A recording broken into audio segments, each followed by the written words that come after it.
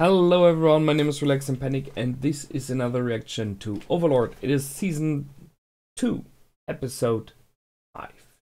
And well, you know what to do. Just go down into the descriptions and you will find my reaction and replace the circumflex.parts with real dots and you can watch it. Once you've done, please come back here to hear me out what I thought about it. Please be aware of one minor thing this time, which is a problem. So my beloved microphone over here, the settings in my system whatsoever changed, and thus you will realize that you can possibly hear not very much of me talking. So I'm sorry. I do not re-record because I wasn't talking so much, so I hope it's fine. However, what I do right now here is re-record my comments on it. That's why you see me right now talking and everything. So feel free to come back, hear me out, and well, until then. For those of you that came back, welcome back. So, you have heard or not heard the disaster. I'm really sorry. I don't know what it is. I don't know how that happened. I recorded something else yesterday, and it worked pretty fine. So I have no clue why those settings changed. I was made aware of it by one of my patrons because I released my reaction and comments already, and I was informed that I cut out all the time. I checked it. That's it. I checked my settings in Windows, and whysoever my volume was lowered by 2/3. So that's why you can't hear me. That's why the microphone is cutting in and out all the time. So, however, let's get talking. So this is the second time I talk about this episode, at least for me. I really liked this episode. It was a nice one. It was, I liked the fact that it was full circle. So we started off with a fight, we ended the fight in the episode, and we even had the aftermath, what it meant, what happened afterwards. So that was nice, short, and very well done in my opinion. We could clearly see, how OP the Floor Guardians are when it comes to normal people. Even heroes like Sariuzu, who is a hero in the regards of his clansmen, I guess, even having a magical weapon, they are no match at all. It's not that you hit and you just do not do enough damage. It is the fact that you not do any damage at all. You do not hit, you don't even have a chance. We heard Cocytus talking about the fact that he is resistant to ranged attacks, that is he immune to some specific kinds of attacks and all those stuff. So it's a complete different power level. But let's go through one by one. So first one was the first floor guardian is at the moment victim. I was a bit surprised about that because I don't remember victim being the first floor guardian, but got informed already that it is normally floor 1 to 3 is Scholtier, and I think she's just at the moment not really capable of doing her deeds. So that's why it's victim. But that leaves me thinking that maybe, just maybe, there's like an attack coming in. Because it was so kind of prominent, the fact that he is sent away, while all the others are not. It's just, like a writer trigger to, oh, by the way, did you realize victim was sent? Next time, attack on the tomb, first floor. Just an idea. I don't know a lot about victim yet. I guess no one who sees the series without reading the novels has any deeper clue. So it might be we have an attack on the tomb coming in later on. Why not? Then we had the Throne of Bones. Okay, so what to say about that? So they built him a throne in the, I think it is in the second Tomb of Netherix, the one that they built to lure people away. And it is made completely out of bones. It is this, man, you're an undead, our master, the Archlich, you will love a throne made of bones. possibly the character, but the player inside is cringing like, oh no, I will not sit on that. Because it looks very much like human bones, there's no question, even if they just shaped it out of anything. So he instead goes and sits on Scholtier, which was a ridiculously funny scene. I really liked it.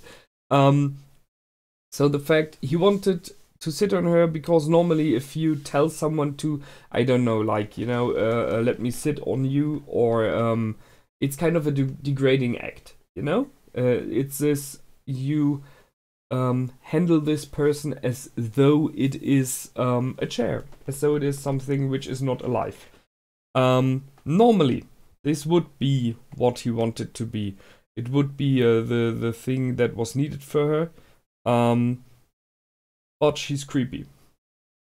And we all know that Pirokino, I'm not completely sure about the name, so her creator made her very weird. And yes, this is one of those things where she definitely got off on.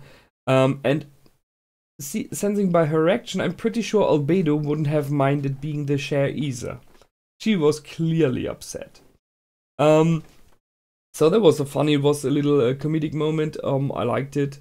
It's always the mix of humor, of action, of deep and dark themes in this series. Really, really is something I like. They then wanted to check what the lizards are doing, and this was a scene where it was like, oh no, please, why are you doing this? Is this really necessary? Yeah, it was. So they they caught a glimpse of Brush and Sariuso procreating, why ever that was necessary. However, the reactions were interesting.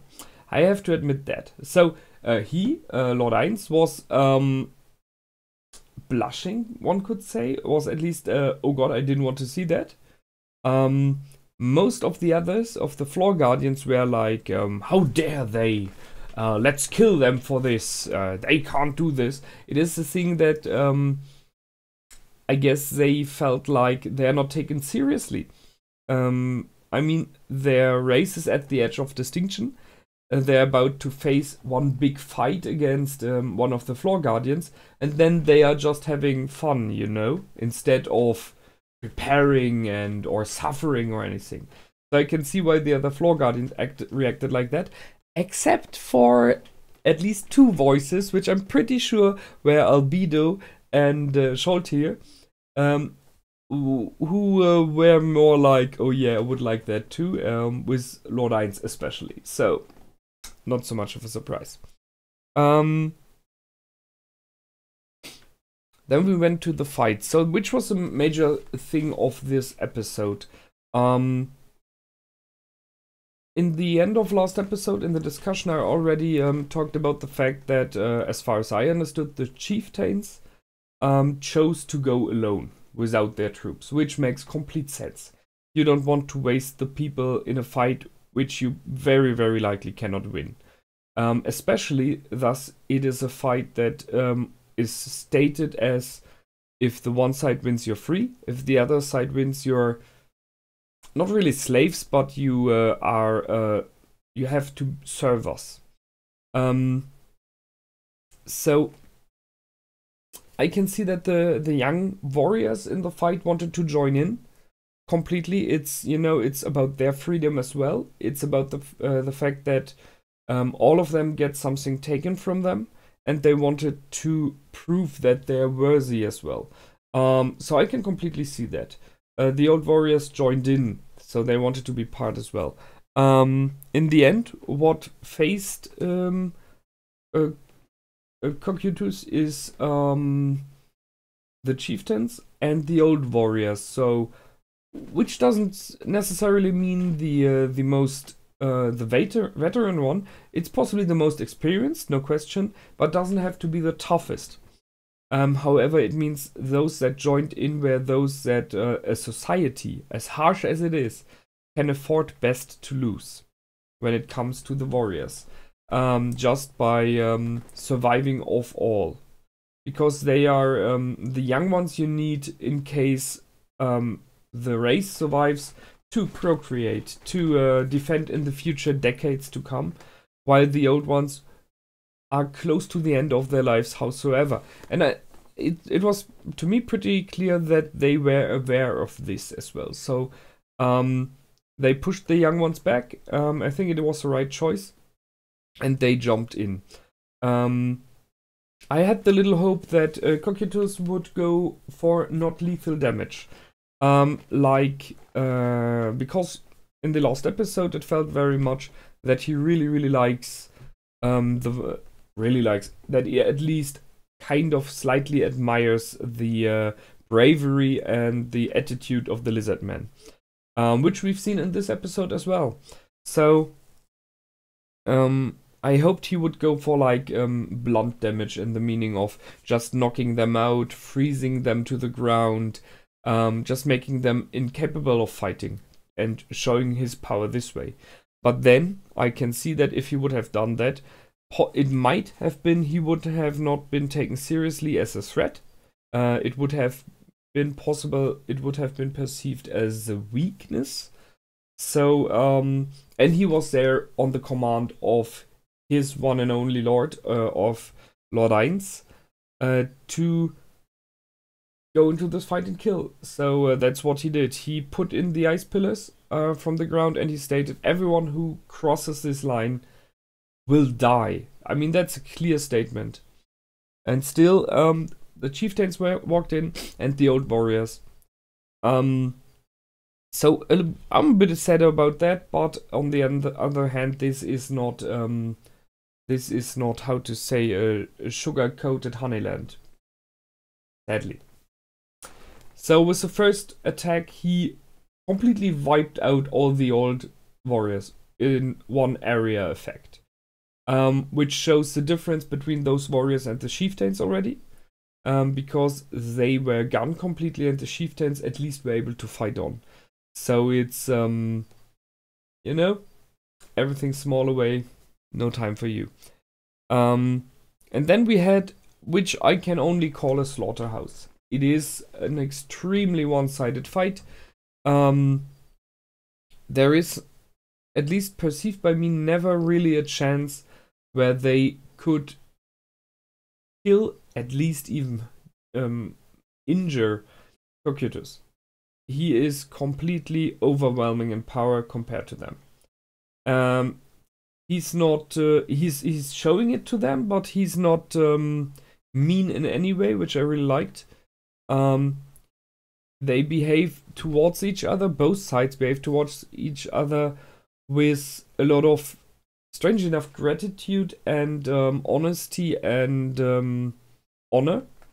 And I think this is one of the major things why he is speaking for them later on.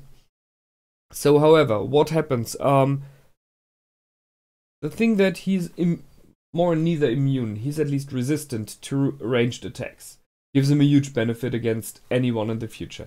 And he states most of the floor guardians have equipment that gives them this resistance, which is good to know, just for future endeavors. He one-hitted most of the enemies, most of the chieftains. So he one-hitted the first chieftain that jumped in by drawing this huge sword that he has, and with one swipe he just cut him off. He killed the ranged fighter of the chieftains with ice burst. I'm not sure what it was, icicles, some kind of shards. So even there, it was not about like hurting them, it was instant death. Sure, they were all damaged before due to the frost nova effect, but still it shows the difference in level again.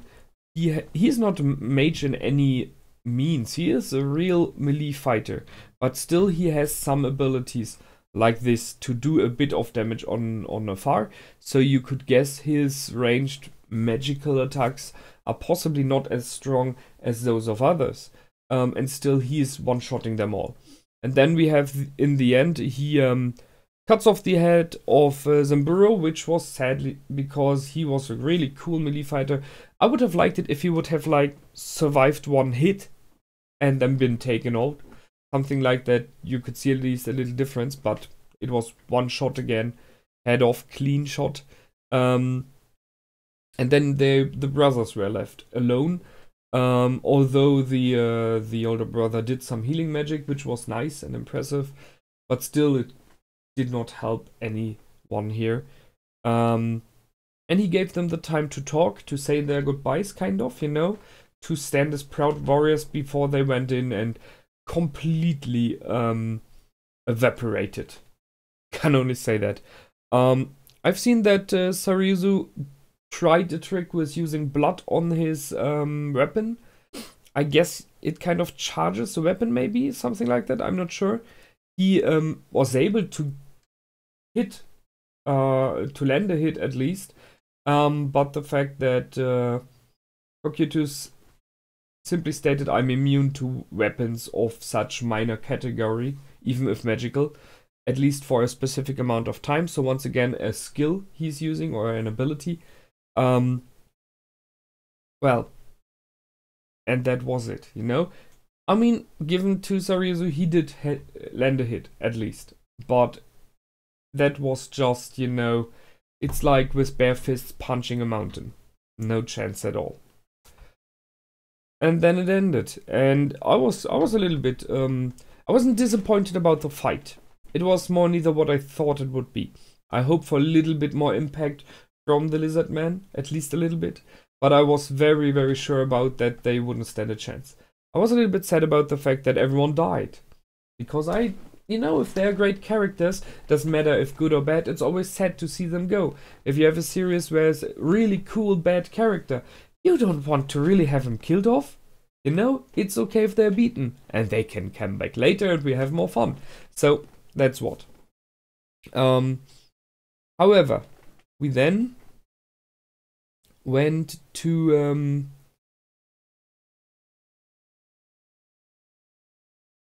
back to the, not really to the tomb, but to this fake tomb where they're in, and them talking about what now. And it was more neither clear that they wanted to use the dead bodies for undead. I mean, makes sense. And finally, it happened what Lord Ainz, I'm pretty sure, wanted very long for a time. The fact that Cocytus gets on the next step. That he takes a step away from the simple guardian warrior who just gets commands and follows without thinking, to, well, maybe, not sure if it will be a leader, but at least a character who has his own minds, who has ideas and brings them in. So we had the moment that Cocytus asked to not use those bodies for undead creation, but instead revive them because they are worthy, in his opinion, as warriors, and show the chance of growing even more and then giving a benefit to the tomb by being influential, powerful and everything. I like especially the fact that Lord Ainz was for a short moment looking towards Demiurge, and I'm pretty sure he looked because he wanted to know if this idea was one of Demiurge, and he just gave it to Cocytus. Which we had in the past, discussions like this, you know. It's pretty evident that Demiurge is an incredible intelligent character, very clever, in many ways already guesses what Lord Ainz wants. And so that's why he thought maybe it is an idea of Demiurge, and he just wants to push his friend, his comrade Cocytus. But nope, that one came out of Cocytus himself. And I really like that. Both the fact that Cocytus stands up and the fact that we have this very short eye contact between Lord Ainz and Demiurge. So Cocytus asked for this because, and I'm pretty sure you felt the same, he sees the Lizard Warrior as being brave, as being honorable, which is important to him, and as some who accept their fate, which we see later on when they bow, you know? Who would bow to someone who just killed your man, who just killed all your chieftains? It's not easy to do. So he's able to sell it to Lord Ainz. And I'm pretty sure he is right. In the long run, it might be of benefit, definitely. So Lord Ainz agreed and brought in, asked if there's someone they can bring in from the tribe to talk about that. And even that Cocytus already did. So he made one more step already. He's really evolving, and I really like that. So right now I'm very interested to see if we will see a little bit more of how Cocytus will be in the future. Right now he's about to be the leader of the lizard men, and he was talking to them if they will be aware of this in the future. Somehow, if they get information about that, it would bring more loyalty, no question there. And by granting his wish, in my opinion, Lord Ainz increased the loyalty of Cocytus as well. So they brought in Krush, and we had this small scene of petting Krush, which was strange. And then he informed her that he is able to bring her husband, man, however you want to say, back. And what she's willing to do for it. And there was this little misunderstanding which leads to this awesome scene here. Of her misinterpreting signs and like, you want my body? And just both girls exploding with anger and fury. As always, you know, how dare you? So, no, don't want. So he gets her as kind of a thief. Thief is wrong. Sorry, kind of a spy for his purpose in the Lizardman camps. So he wants her to inform him if anyone is planning anything against him. By lying to her about that, he put a spell on Sariuzu in case if she ever deceives him that her man will die. Which he doesn't. He doesn't have a spell like that. But how should she know? So yeah. It's once again a clever thing. I don't think it is necessary right now. But maybe we will have a plot there in the future. So that, yeah, then last but not least, he resurrected him. He resurrected Sariuzu. We had that in the past. We had a resurrection before of Shalt here. I'm pretty sure the amount of gold used for this are not in any ways equivalent, because the level of the character that is revived is important for the amount of money, and for each level above it is like doubled or more. So I'm pretty sure that the revival of Sariuzu is something that the Tomb of Nezering is like paying from, you know, doesn't matter at all. So he could possibly bring back the whole tribe, everyone that died, and it wouldn't really hurt him. I guess it is not this easy though, because they do still need a cleric to do it, which by the way might be Shalt here, or use scrolls for it. So it is not an endless option, on the other hand, just by power you need. I really love the fact that they brought in the level loss. So in D&D and Dungeons and Dragons, which is more than just loosely the background of the magical and of the magic set used and everything. When you revive someone, he normally loses a hero level. So it makes sense that Sariuzu did this. The question is, if Shalt here did, it doesn't seem as though, although there's something like True Resurrection, which is even more expensive, and then you don't lose a level, as far as I know. It's, well, I play D&D from time to time, but that's very high level stuff we are talking about here. So I liked it. He's back. He has problems talking. I hope they will fit that, because I don't have to have him mumbling all the time. And he instantly pledged his loyalty. So once again, there we are. He is aware of what has happened. He is pledging, and at least I never feel they are pledging like they are completely shaken to the core due to the power. But we had a contract pledge, you know, like we lost, so we pledge our loyalty. We are your subordinates now. And then there's one major thing once again, which shows you how Sariuzu acts, who he is. So Lord Ainz asked if there's anything he wants, they need, you know, like that. And this is a moment where he could have asked for his brother's life. Not sure if he would have gotten it, but he could have asked. But instead he asked for the lizard men in general to have a prosperous life, so that they are not misbehaved, are not mistreated, that they are well. So first thing he goes, all my people which I defend, I need them too. That's honor. Once again, that's the good. That's why he's a hero, you know. And Lord Eins is not like, yeah, I will promise you. It's more like, sure, yeah, I mean, every of my subordinates is having a prosperous life, you know, and why shouldn't? It's to his own benefit. And then afterwards, when he leaves, Sariusi asks if there's a chance to revive his brother and Zamburu, because he's a friend by now, I think, which is not completely denied. So there we are again at the point where it is made clear that although Eins in this episode did some good things, he is not good per definition. Although that hurts me, as you know. It is the simple fact, the simple question, how will it benefit me and the Tomb of Nazarick? How will it benefit? And he couldn't answer that directly. I think it would, but right now he keeps it on hold. It's like, well, I will not use them for anything. We will have the bodies prepared and just be ready, so they don't fall apart, you know.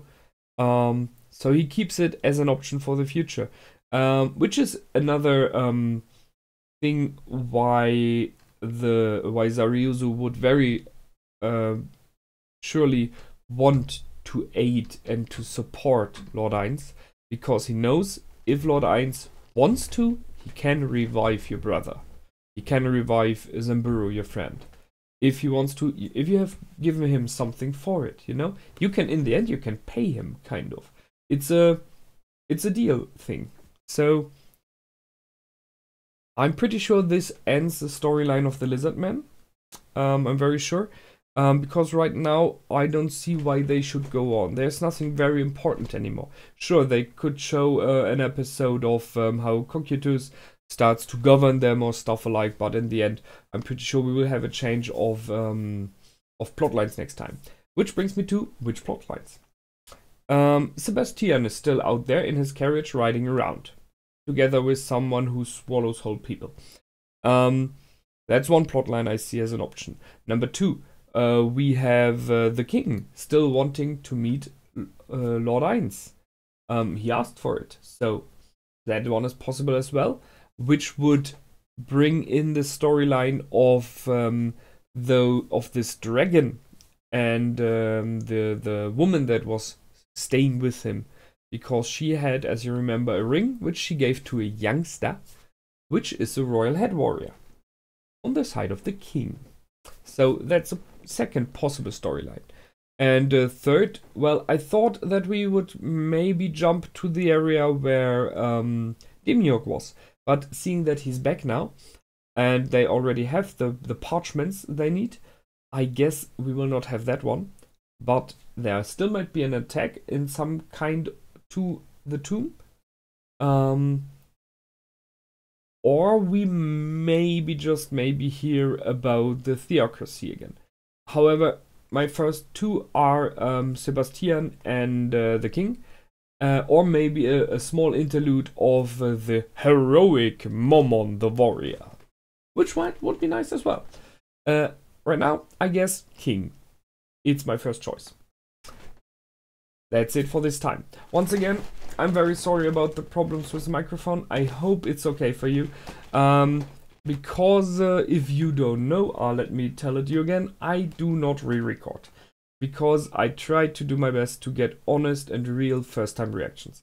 So if the reaction itself is screwed, I normally do not do a re-record. Unless there's like no sound even out of the video, you know? So, as always, please feel free to comment, to like, and to subscribe. Visit my Facebook page, visit my Patreon, and yeah, that's it for this time. Until next time, my name is Relax and Panic. Goodbye and out.